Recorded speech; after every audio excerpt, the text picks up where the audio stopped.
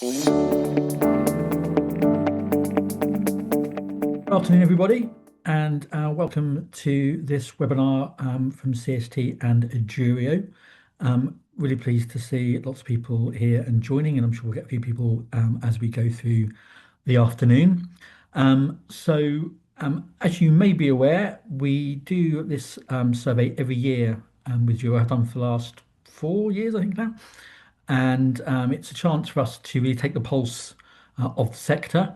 So it's an unusual survey in that it's only answered by trust chief executives, and a lot of surveys where there's kind of open to everyone in trust. So that's really valuable, and it's really great to get that broad spread um, of interest. But we particularly want with this survey to get the views from chief executives, from one person from the trust that can summarise the position for the whole trust and give that kind of really broad strategic overview over what's going on in their trust and their view of what's going on in the sector.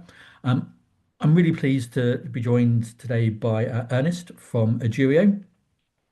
We work very closely with Joe in putting the slide together, both just the operation of it, using their platform to gather the answers, but also working the expertise with Joe to make sure that the questions we ask are as robust and as honest as possible. So whenever I try and sneak in a slightly biased question, Ernest is there to set me straight and make sure that we're going to get a good and representative answer and not just the answer we might want. So hopefully, as we'll go through some of the results from the survey today, you'll see that in practice and see where we're getting that kind of honest feedback from the sector. So the report was published earlier in the term, and we're going to go over some of the material from the survey today, but we're also going to touch on a few of the questions that we couldn't fit in the survey. It's actually one of the biggest surveys we've done. I think the report was around 80 pages, but even with that, there wasn't quite enough space for all the questions. So there'll be a few extra bits in today as well. With that, I'll hand over to Ernest. Thank you so much, James, and hello, everybody. So let me just set up the slides for sharing. Yeah, thanks. I see some people here who contributed to the research, and I see a lot of people who will find it interesting. So one of the things that I would just like to say is we will not be trying to repeat the report. So there is a whole fun 80 pages for you to read at your own leisure. This isn't aiming to replicate this. We will highlight some of the main insights from that report. And what I would also invite is for you to actively contribute by sharing your insights from your trust and ask any questions or share any comments that you could have. So if you'd like to try out the chat box, if you'd be happy to just share where you're from, which trust you're from, which part of the country, please do feel free to just say hi to others in a meeting, and then feel free to use that chat window to share your insights. So with that, let's get going. The report itself can be downloaded from home.edurio.com//insights or at CST's website. So this is available for anyone to use. Feel free to look at it, share it, and let us know if you have any questions or comments for deep dives. We try in general to analyze each question beyond the survey. The questions are also used to help the CST define their policy work and shared with policymakers and other organizations across the sector. So first, just thanks to everybody here and your trust for contributing to it. It is a really, really important piece of research. So before we get into the insights, I'll just share a little bit about the methodology. As James said, only the CEO of the trust is able to answer the survey, and we actually send it out. So we invite concrete people. They have one link per organization, so we can ensure that each trust is only represented once, and we can ensure that each respondent is a trust accounting officer or CEO. We had good representation across the sector, so 390 trust CEOs participated, representing thousands of schools, and the split of the sector is school trusts. However, we had representation from a large group of the 2 to 9 school trusts, but then also the larger 10 to 19 and 20 plus school trusts. We had enough responses to make good conclusions about what the main changes are across the sector based on trust size. The survey itself was based on the CST framework of strong trusts. So we started with the expert ethical leadership, which asked about trusts, general priorities and general focus, as well as some relevant questions for the CEOs. And then we looked at school improvement, workforce, finance, operations, governance, and civic duty and public benefit, as well as, of course, high quality inclusive education, which is at the core of it. And the report is structured around these themes. And we're not going to go through each theme on this call, but we will highlight some of the main findings and some of the main trends that we're seeing in particular this year, which, as James said, is the 4th year that we've been running this.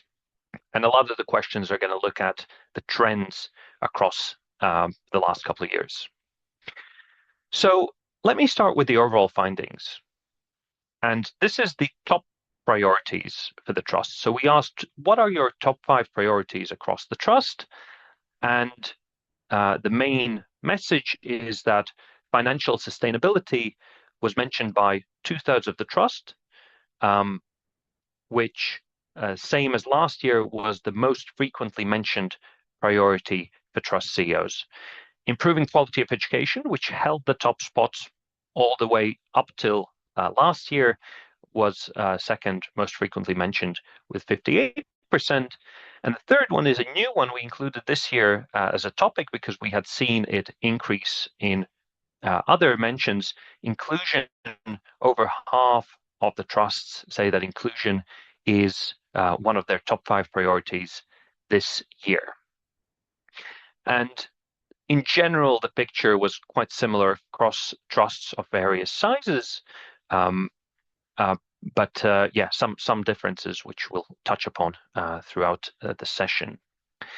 Now, the really interesting picture is here, the priorities over time. So I appreciate that the letters are a little bit small and it's a little bit tough to read, as there are a lot of themes we looked at and a lot of colors here. I'm going to call out on the main points, but each of the lines reflects one of the topics that were highlighted by trust leaders over the last 3 years. And there's a question from Mike on how does the distribution of responses compare across distribution of trusts nationally. We have the size distribution is representative, and we had, except as I mentioned, single school trusts being lower than the national representation, which is why we break it out by size. In terms of geographical representation, I'm also very happy to say that we have good representation across the sector, and this won't be a surprise to many of you, but unfortunately, Northeast has been an outlier where we had a lower representation than we would like. So if you are from the Northeast, then please, next year, make sure you share the opportunity to participate far and wide. But other than that, we have good representation from all kinds of trusts across phases, geographies, urban, rural, etc. So back to priorities over time. The things I would like to call out are really interesting. In a couple of places, we see major changes. The top 2 lines, so this is finance and quality of education, as I said, are relatively unchanged from last year.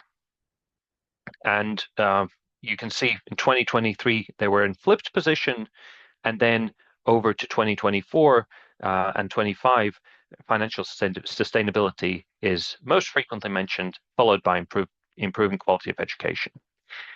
Now, the big shifts that I would like to call out are first, if you see the two unhelpfully different shades of blue um, that have had a considerable drop over the last 2 years. And the lines are growth and workforce development and people strategy. And we'll talk a little bit about what why some of those changes might have happened when we deep dive, but growth and workforce development people strategy have dropped from the top five of or top four rather of the priorities and have close to halved in how frequently they're mentioned by trust CEOs as a top five priority. In contrast, one of the biggest increase is the green line, which you can see on 2023, 21% up to about 35% in 2025, and that is digital strategy. And this has almost doubled in the frequency of trusts mentioning it.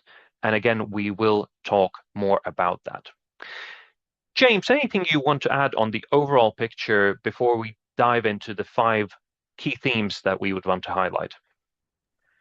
Yeah, I think one of the really interesting things that we ask in the survey, and we touch on one of these a bit later in terms of education, but as well as asking around priority importance, we ask around difficulty and challenge.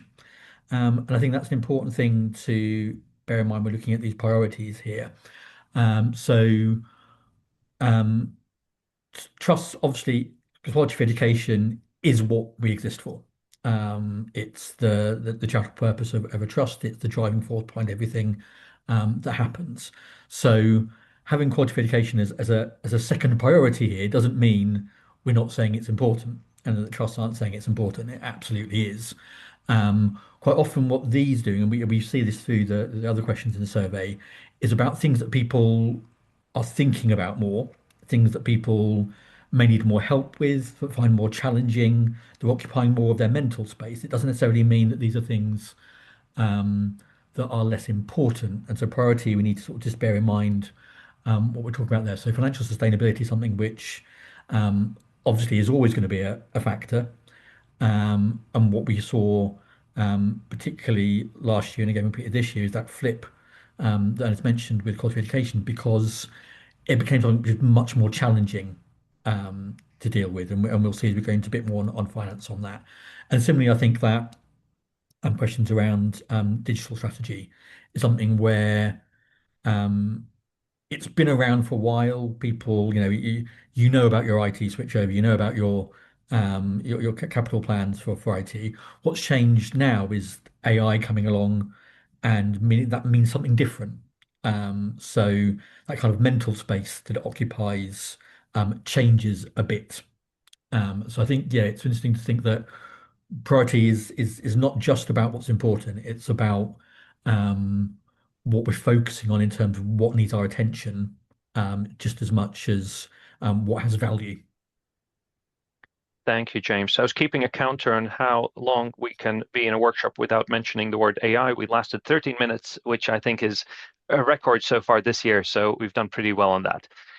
One of the ways I introduced the report last year was I was talking about this Maslow's hierarchy of needs, where there's fundamentally important elements, um, and one of the trends that we started seeing last year and is continuing is that a lot of the focus goes on the bare needs of ensuring that well, both dealing in the externally difficult and complicated external circumstances and dealing with the finance situation, which can limit the mental capacity and an actual capacity to focus on some of the very, very important long-term things that are on your plate. So let's proceed to the first theme that we have already started touching upon, which is the changing face of finance pressures. And consciously, we're speaking about the changing face because if we look at in principle, if we look at confidence with financial sustainability, this is mapped from 2022 to 25, so all 4 years, where we are mapping what percentage responded they're very confident with their financial sustainability, quite confident, moderately, not very, or not confident at all. And if you look at um, the change, there was a considerable shift from 2022 to 23. There was a major drop in confidence in 23, but over the last years, it has stayed relatively similar. Uh, in the last year in particular, we've had slight increase in confidence uh, and slight decrease in those who are not confident at all. But in principle, the picture hasn't changed radically. However, what also needs to be appreciated is that the picture has always been, a lot of the comments say, well, we are okay for now, but we are eating in our reserves and we won't be fine in 3 years' time. So in a sense, while there is a picture of um, stability, that is a stability that is eating up some of the reserves, some of the capacity that the trusts have built, and there is a constant sense of uh, how much further can we go in this? And the really interesting bit here is when we talk about top risks to financial sustainability, and this is something, again, mapped from the last couple of years, there's a massive, massive increase in falling pupil numbers as the top risk for financial sustainability. So this has shot up from somewhere in the middle to now being by quite a margin the most frequently mentioned risk to financial sustainability. And what I found particularly interesting is that it was mentioned far more frequently by the larger trusts than the smaller trusts. So whether that's an implication that larger trusts have more visibility and a bit more of an ability to project for the future, seeing the demographic trends, or whether there's any other factors, but that's definitely one that we are seeing these demographic changes. We're seeing the falling pupil rolls hit primary schools and soon secondary schools, and this changes by region, but that is definitely something trusts are extremely aware of. The second thing that has been massively growing is special education needs costs. And we're going to mention that in a separate section. But again, we see trusts really struggling to stay on top of the costs that to maintain in education that is inclusive for all. The two drops that we have seen is there's this yellow line that has gone from 31% to 12% to 8%, and that is energy costs. So we have seen a major drop there, and staff recruitment, again, something we'll touch upon.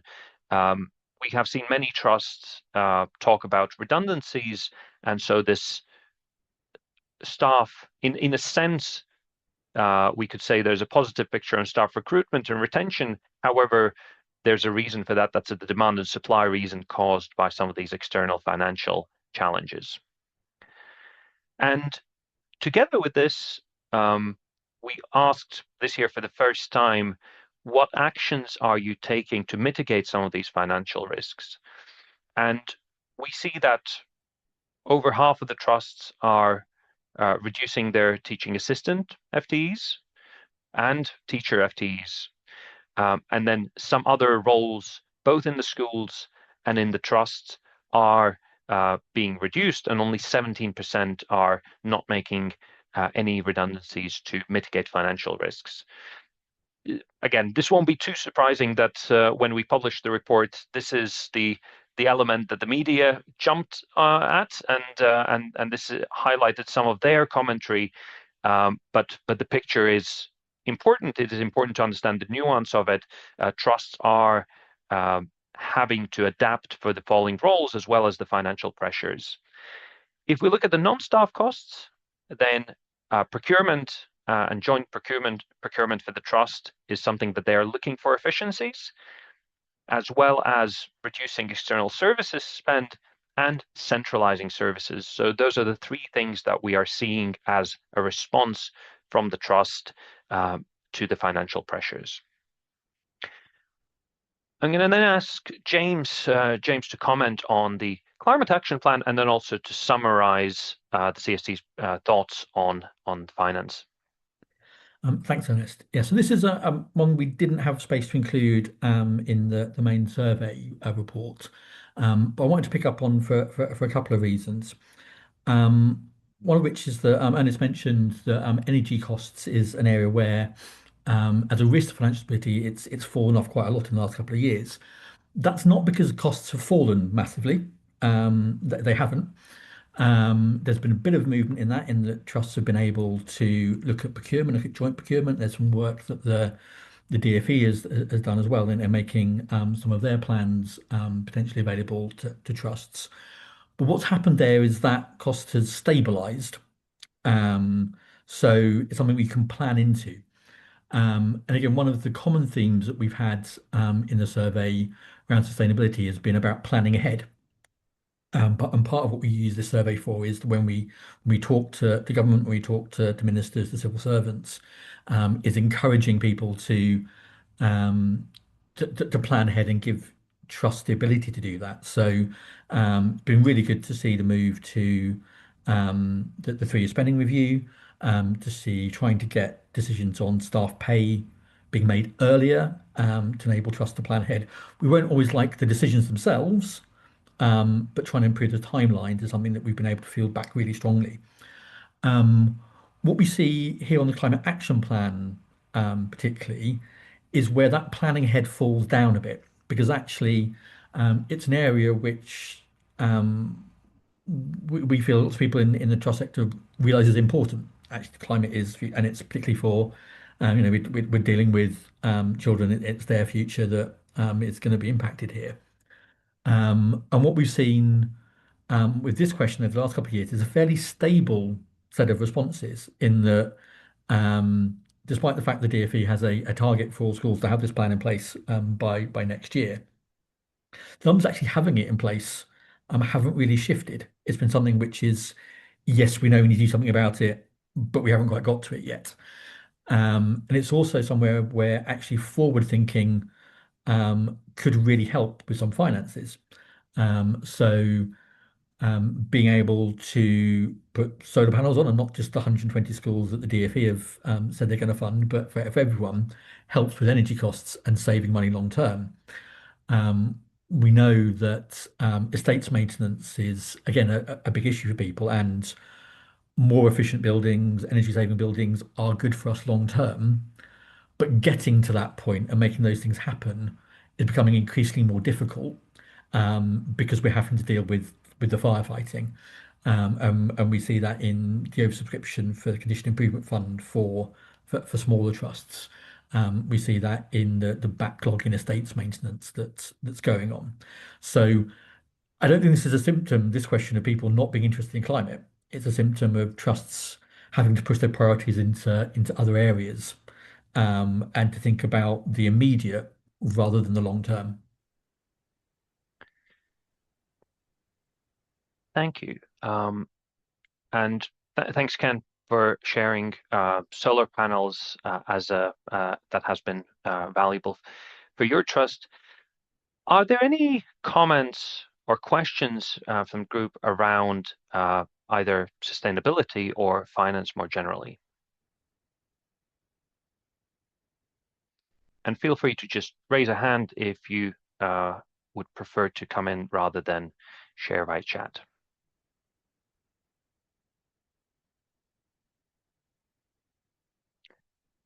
All right. I Well, would, just before yeah, we move on, make one quick plea on behalf of my colleague Susan, who works on a lot of our finance work, is that for most schools, the gag statements or gag predictions for next year were published last week. Um, they're not final because they can be kind of adjusted by LAs a little bit, but please, could you go and check those and will help with that planning ahead because we know from experience that some schools have, and some trusts have waited until the final figures are published in February time, and that can be a bit late to start adjusting. So we're just encouraging that spirit of moving ahead to check those as soon as you can. Thank you. All right, then for those of you who like coming to workshops and being told things you already know very well, let's talk a little bit about inclusion and send, and just a little bit for precisely that reason. So when we looked at the top priorities within high quality inclusive education, then inclusion and send provision was the uh, was the top priority by a major margin, even ahead of attendance, which we also know is a major concern across the sector. Now, this is where it gets interesting, and this is what James referred to in the beginning. We mapped all those education priorities. So the x-axis, the horizontal, talks about what percentage of people said that this is a priority, and then the y-axis, the vertical one, is out of those who said it's a priority, what percentage said that it is going to be one of the top challenges? And this is where we really see the issue with inclusion and consent provision for trust CEOs. It is going to be a focus, but there are no easy answers here. And well, even the DFE had to delay publication of major resources because of trying to understand this space better. But this is currently, there's a lot of policy work around this, but there's also a lot of the reality of the day-to-day leadership, and the diagnostic challenges, the overall challenges of the sector are really difficult for trust leaders to navigate. So if you have been if you've been struggling, you are definitely not alone here. When we look at the main challenges in managing send provision, funding and resources is mentioned by almost 9 out of 10 CEOs as a top challenge. However, also frequently we see coordinating support with external agencies. So over half of trusts say that this is a major challenge. And this is something that perhaps could be strengthened because, while the funding and resources is a reality that is a longer term funding challenge, how we work together with those around us is something that we can think about how we can build that. Parental engagement also is frequently mentioned, about almost a third of respondents, and staffing, so having the resource and having the capabilities in the team. James, you know more about the policy direction and the work there. What would you like to share us on this? Yeah, as Ernest touched on, we had been expecting a white paper that would have send as a major and inclusion as a major part of that. That's now been delayed. The government has said early next year is a likely timescale for that because they want to um, take some more time to look at the proposals, to speak to particularly parents and other groups around them, and touch on that, that parental involvement is a really key part of this work of making sure that not only do people have the provision they need, but that their families feel secure around it, that it works in a way that is well understood, and that changes are well understood as well, because it's obviously a very emotive topic. It's also quite a complex topic, and I think something going to really get into the detail of here, but I would urge you to look at the material we have on the CSD website around Send and around the work we've done on policy on Send, and looking at a new narrative approach to Send, to think about much more the need of individual children, as opposed to what is currently a sort of a deficit model, quite literally, and it's a sense of that it's about what children can't do is currently the focus of a lot of the provision, but it's also literally a financial deficit model in that um, it has become a fundamentally big cost in a way, and the way that's structured is unhelpful in some of that as well. Um, a big cost that has good results is not a problem, and it's something we need to welcome, and it's something we should see as a price trade-off. Obviously, in that making sure that children are well provided for is the most important thing. But we have seen growth in things like school transport costs, which aren't directly helping, and that could be better encouraged, or that um, using more upstream um, involvement for schools and having that provision in different places may be appropriate in some cases, and be a better way of delivering the care and support that children need. The other side that Steve and I touched on is around other agencies, and um, we know from particularly the special schools within membership that there's a massive amount of pressure on available places, and that can cause friction with local authorities in sometimes some seemingly unsuitable placements being made. Um, and in terms of delays and and difficulty in finding appropriate support, both for children and for schools and LAs, is a real issue. So yeah, it's a really tough one, and we're hoping that we will get some strong leadership from the government on this. But yeah, that's Yeah, much more to say on that, I think. yeah, and then it's been what's been interesting is I have seen trusts be quite you know determined. Obviously this is such an important challenge to address and solve. So there's a lot of thinking I know is happening throughout the sector, a lot of initiatives, a lot of ideas within the difficult financial context. Is there anyone here who would like to contribute any words of optimism or hope to this space? So, is there anything the attendees of the call can share that might be useful for the rest of us to know about work happening in inclusion and send? Any exciting things you have seen happen?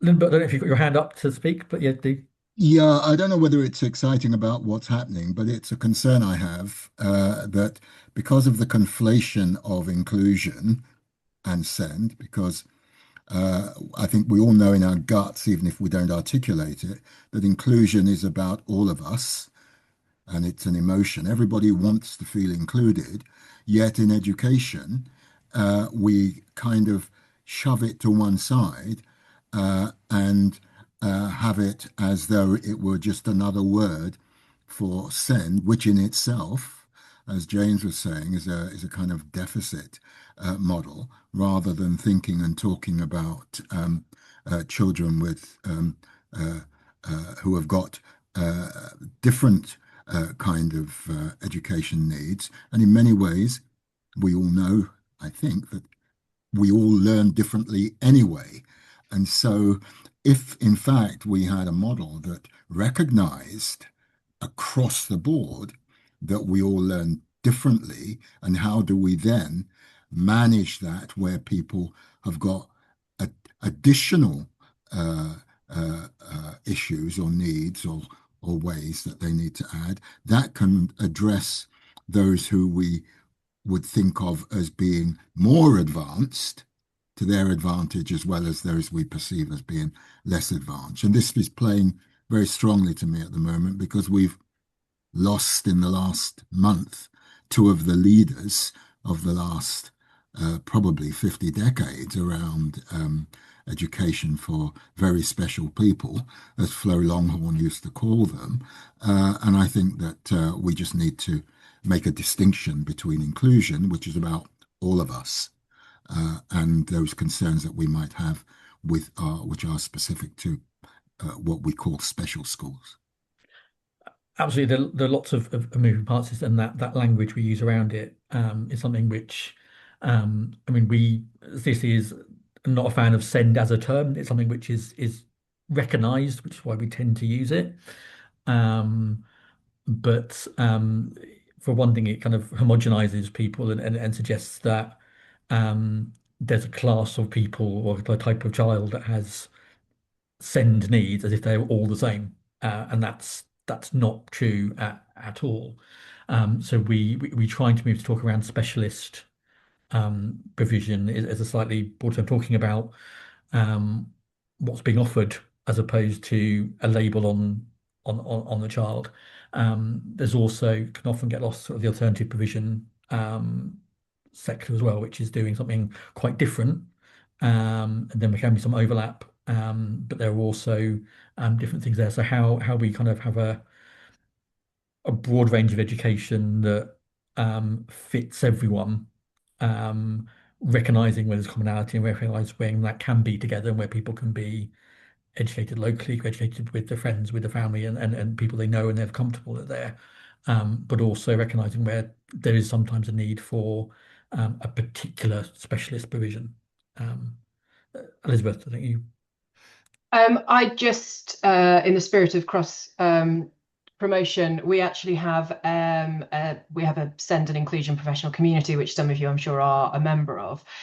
We have a pop-up webinar tomorrow morning from 9 till 10, which is focusing on well, the title is Building an Inclusive Future Across Our Trusts, and we've got 4 different trust speakers coming to that. So what I will do, because if for those of you who aren't in that community, just if anybody is interested in kind of going along to that, I'll pop the Zoom link in the chat so that you can just add that to your calendars, and that's tomorrow at 9 a.m. if anybody's interested. So Thanks, Elizabeth.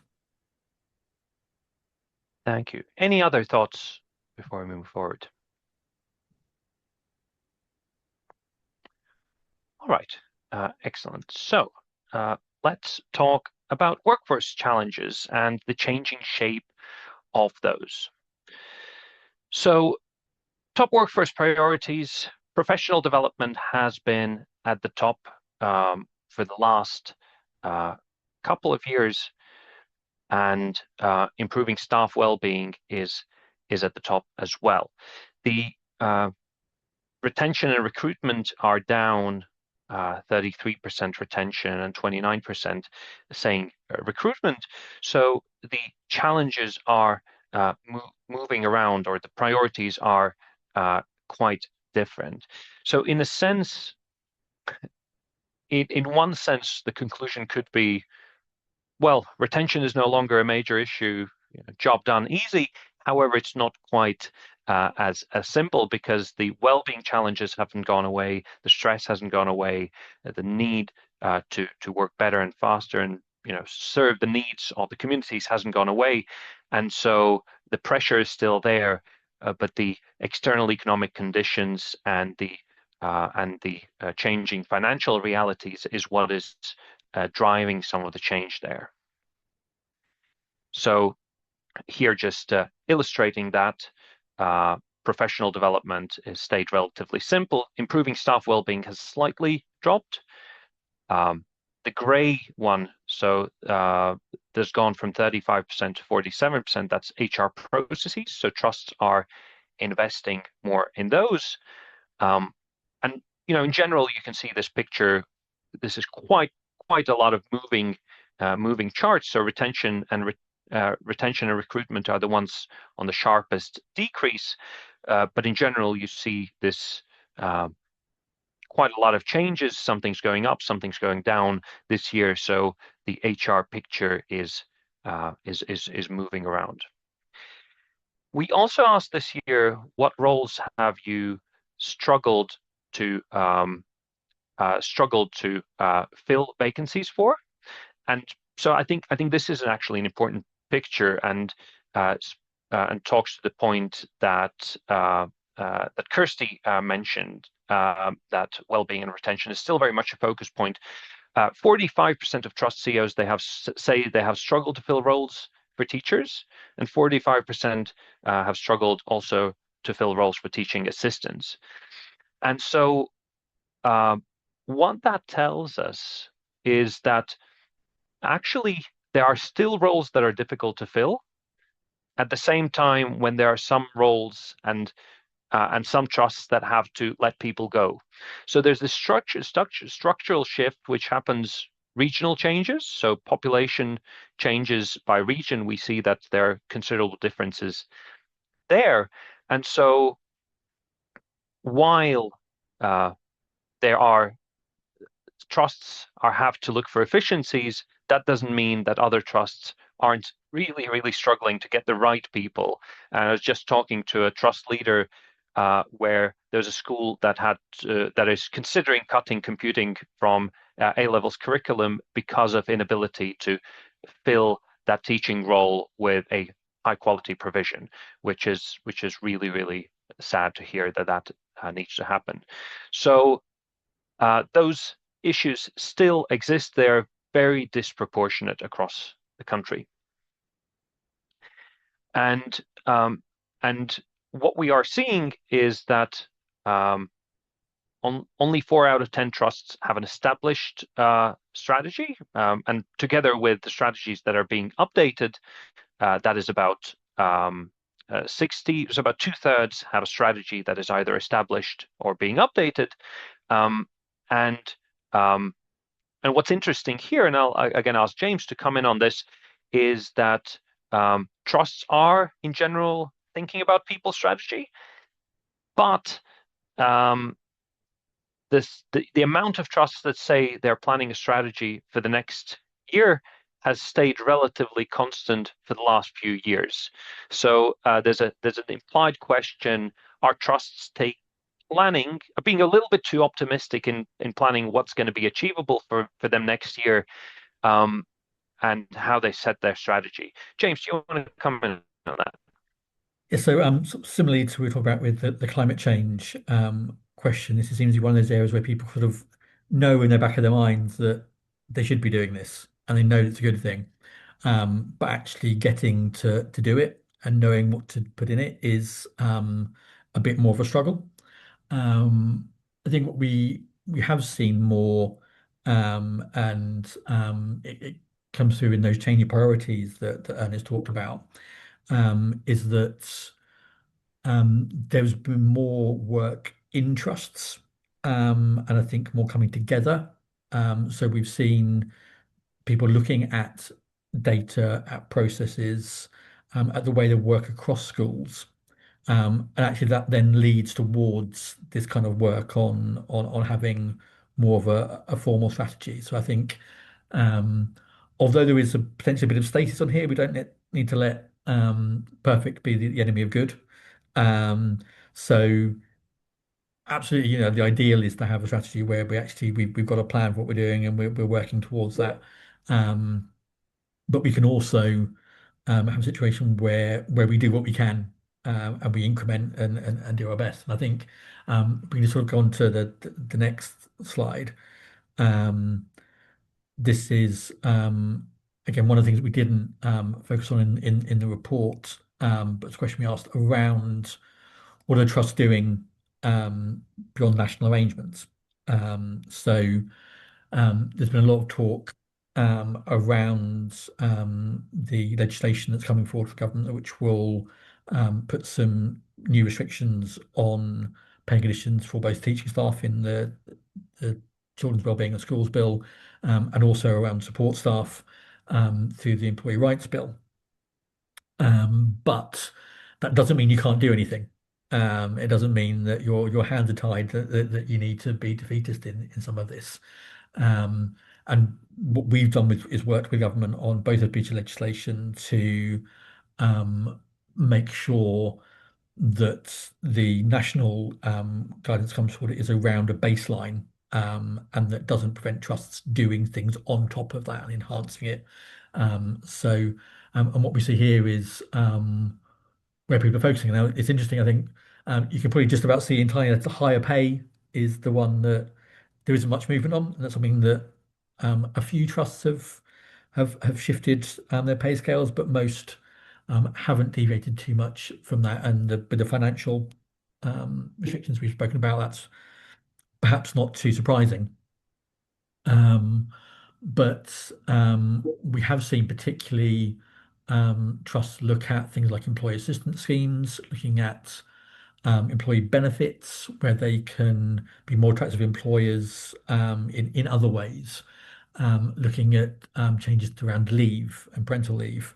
So we know, for instance, that for maternity pay, schools have traditionally been pretty bad on that compared to other public sector and comparable employers. So sometimes we start looking at those things about where you can make improvements that don't necessarily have a high upfront cost, um, but that can mean a lot to individuals. And I think one of the talk about a lot is around flexible working, and to be able to do work from home, and that's being seen as a really powerful thing, particularly for graduate roles. There was an interesting thing in a session we had recently. We were talking about with education support around well-being and staff retention, and actually there's a flip side to that in that people do like also having a collegiate experience and being able to meet with people and do things together.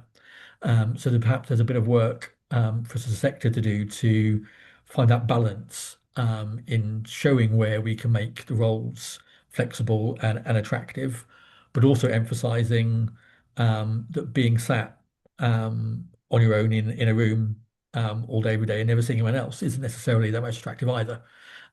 So emphasizing the benefits that teaching can have in a very personal and personable profession, and that trusts, again, by bringing people together, how they really have that power to grow relationships and create friendly, lively workplaces. Thank you, James. Who would like to contribute on the workforce challenges? Any thoughts from people on the call?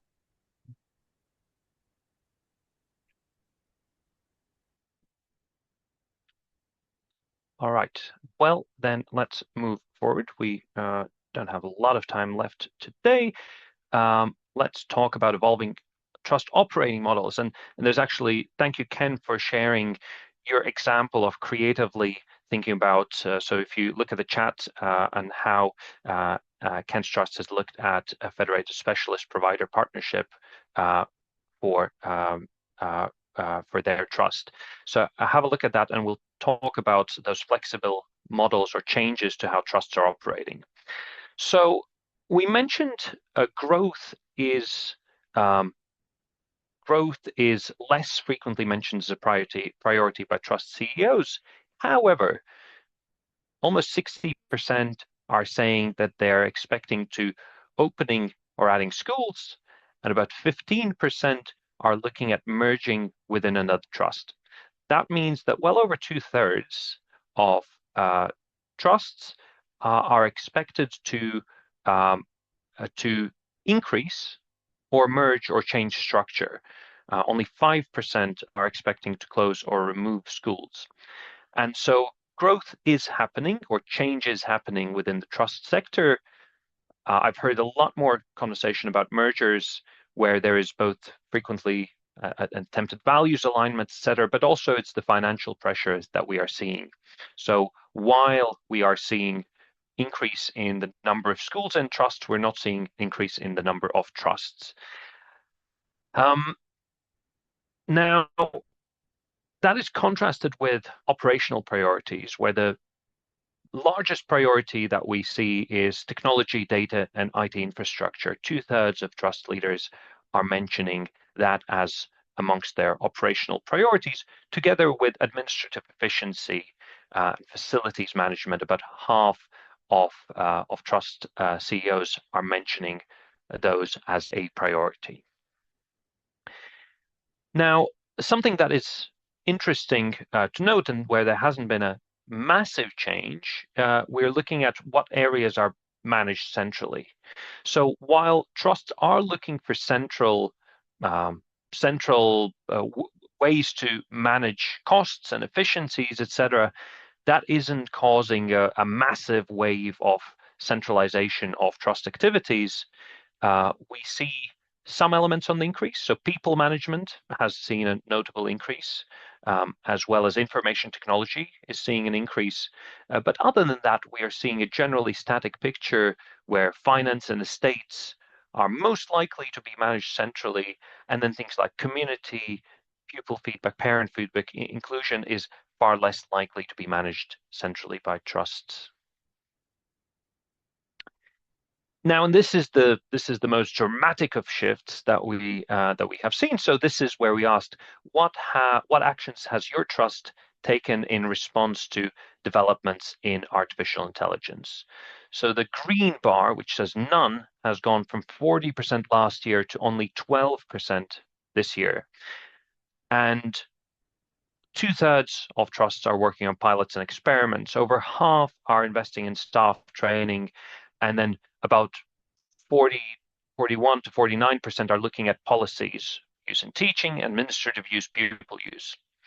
So massive, massive wave of experimenting and trying to understand, which also creates a massive amount of considerations for risks, ethical use, etc. The one thing that has seen no increase is budget for schools to use. So currently we're still in a phase of experimenting, but not allocating dedicated resource for schools to use that within the day-to-day. There are obviously a number of free tools available in the education sector, and so currently the focus is there. James, I'm gonna bring it back to you to talk about governance and then summarize. Yeah, so this is one of the other areas, again, we didn't manage to feature in the main survey report, but I wanted to touch on here when we were looking at how trusts have changed over time. These are two different areas, but ones where I think there's been a marked change from some sort of the very early days of trusts. So we're seeing a steady increase in the number of trusts that have a dedicated governance role, where we have a member of staff who is really focused on governance and making sure the trust is both compliant in its governance in terms of the requirements from regulation and from government, but also supporting trust boards, supporting local committees, and really making the most of governance and actually making sure that it's operating in a way which helps the trust to act strategically and to develop in a positive way.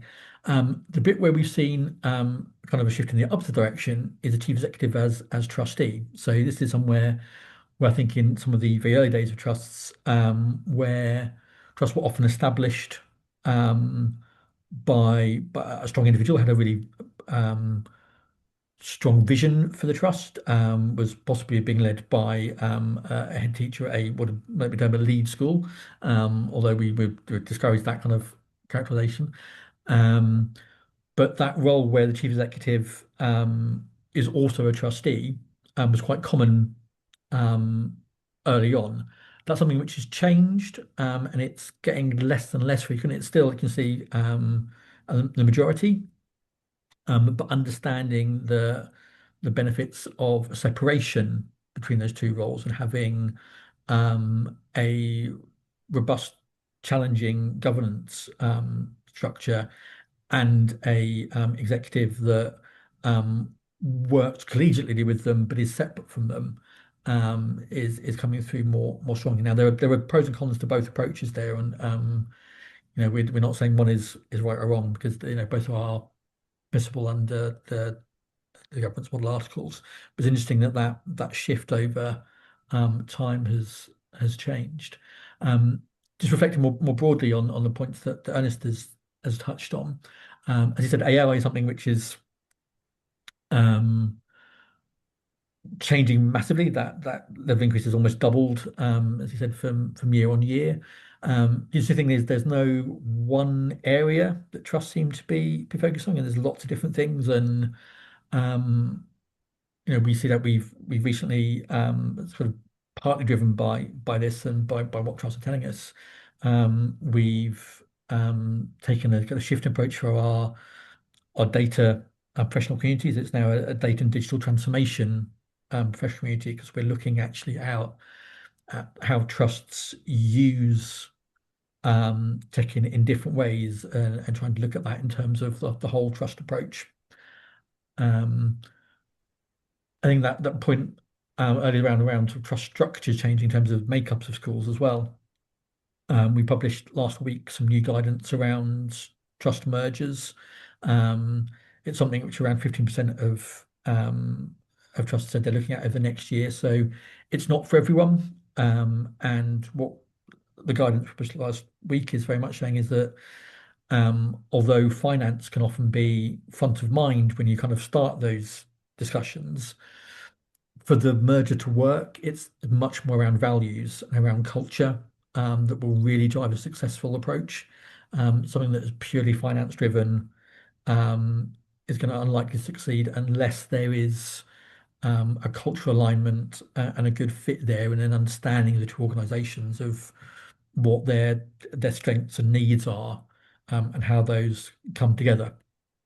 Um, and also to caution that it's a long and difficult process. Quite often, it's not an easy fix by any means. The other thing I would just pick up on from the bit about trust structures is Eli would have noticed it didn't add up to 100% on the slide. That's because obviously trusts can do many of those things at the same time. So you may have schools joining and leaving the trust.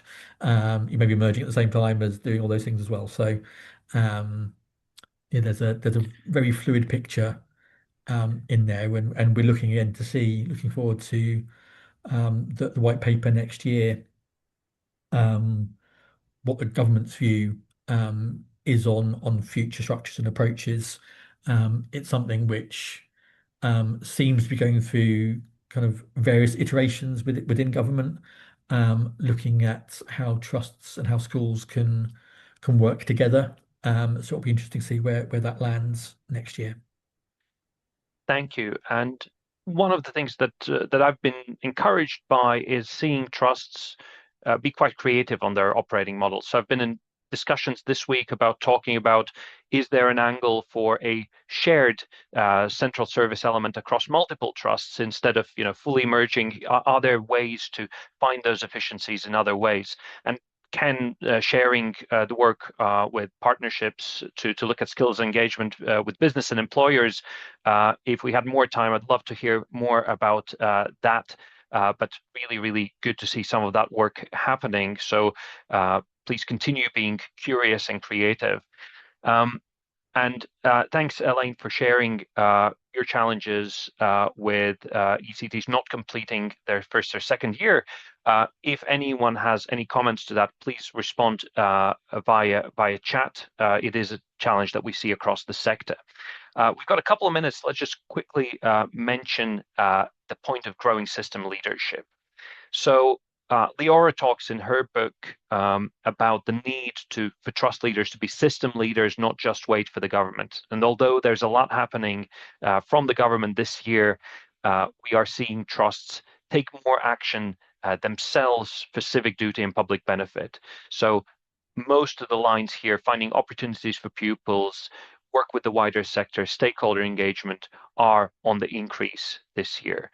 And we see, so this is a chart where we see priorities based on trust size. So dark blue is single school trusts, then 2 to 9 schools, 10 to 19, and 20 plus. We perhaps unsurprisingly see that the larger trusts have more capacity currently to engage on a system level, in particular work with local government, but also stakeholder engagement and work with the wider education system and working with business. So this is generally led by the larger trusts and less so by the single school trusts. And also the organizations that they work with, charities, community groups, businesses, etc. We see slight increase in a lot of them. So that is something that I think is encouraging to see, that even though there are all these challenges, we are seeing more focus on civic impact. James, anything you'd like to mention on that in the final minute and then wrapping up? Very brief on that. Yeah, I think that is a really good thing to see, and it's something that CST encourages. I think it's something which is born both out of necessity, but I think it's also something where it's good to recognise that actually schools can't do everything. So we we try. And we try to, because we're a constant touch point for families and children.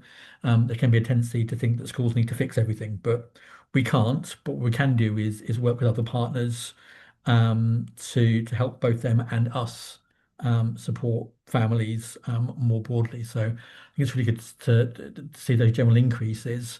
And I think partly again the split on trust size, I think, is also to some degree a rational thing. It's not just about capacity, but obviously the more schools you have within a trust, the more impact you can have working, say, with local government, because your influence will be greater there, because the number of schools and pupils that you represent, or the number of employees that you have. I mean, it's also important to remember that trusts themselves are important employers in many regions.